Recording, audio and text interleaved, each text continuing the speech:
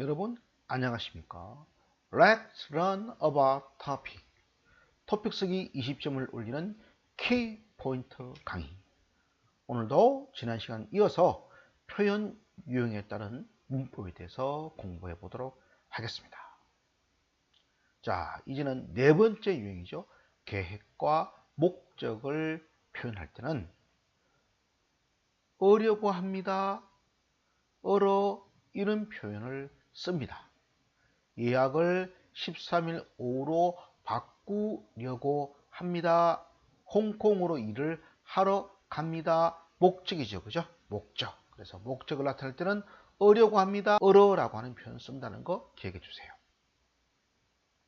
자, 다음에 다섯 번째 인용입니다.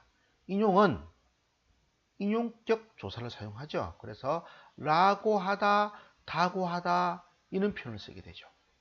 친구들이 저에게 제주도에 가면 생선구이를 꼭 먹어보라고 했습니다. 먹어보라 이거는 또 약간 명령의 의미를 갖고 있죠. 그래서 먹어보라고 이렇게 표현했고요.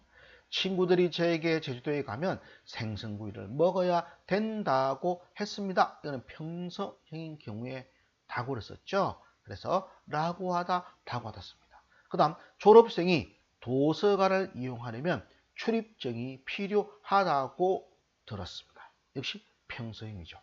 자, 그래서 명령을 인용할 때는 라고 하다, 평서문을 인용할 때는 다고 하다라고 문법을 사용합니다. 여섯 번째, 나열. 나열은 말은 열거하는 것이죠. 그래서 연결형음이 고를 사용하죠. 고. 예를 볼까요? 축하를 해 주시고, 축하를 해 주셨죠? 그리고 선물도 주셨어요. 그러니까 나열한 거죠. 그래서 이것을 이어주기 위해서 축하를 해 주시고 하고 문법 고를 사용합니다.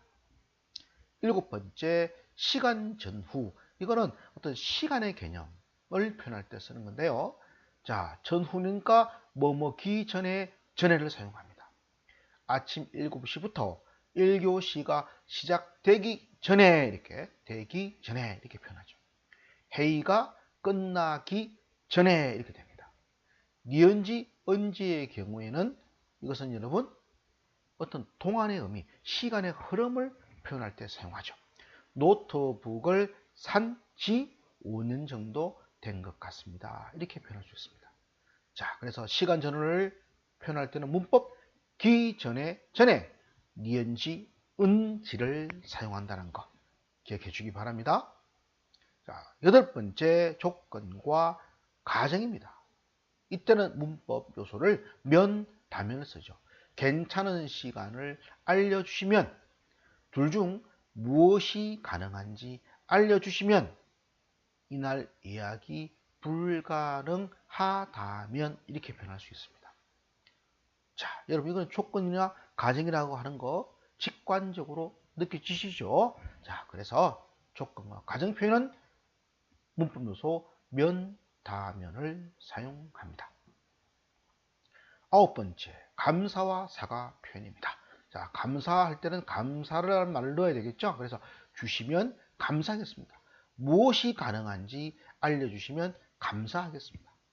주셔서 감사합니다. 제 면접 준비를 도와주셔서 감사합니다. 앞서서 죄송합니다. 이건 원인이다. 그죠? 자주 연락을 못 드려 죄송합니다. 이렇게 되는 거죠.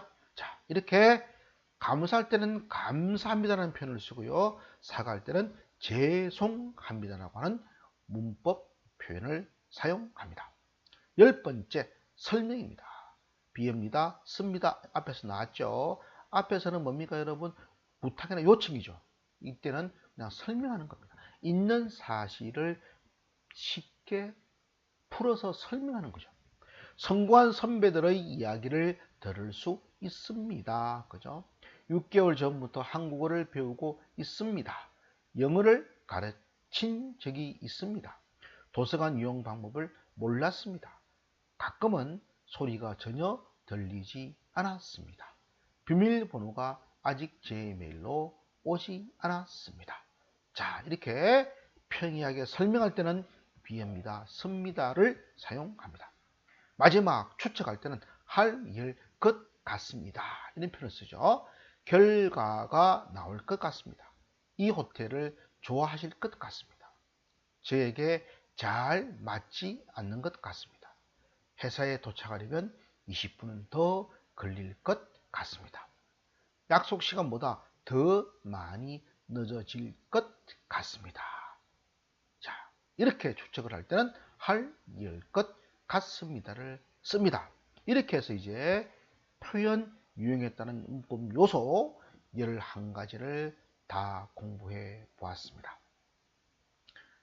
다음 시간부터는 이제 기출 문제와 기출을 변형한 문제를 가지고 정말 이러한가라고 하는 것을 한번 살펴보는 시간을 가질 것입니다.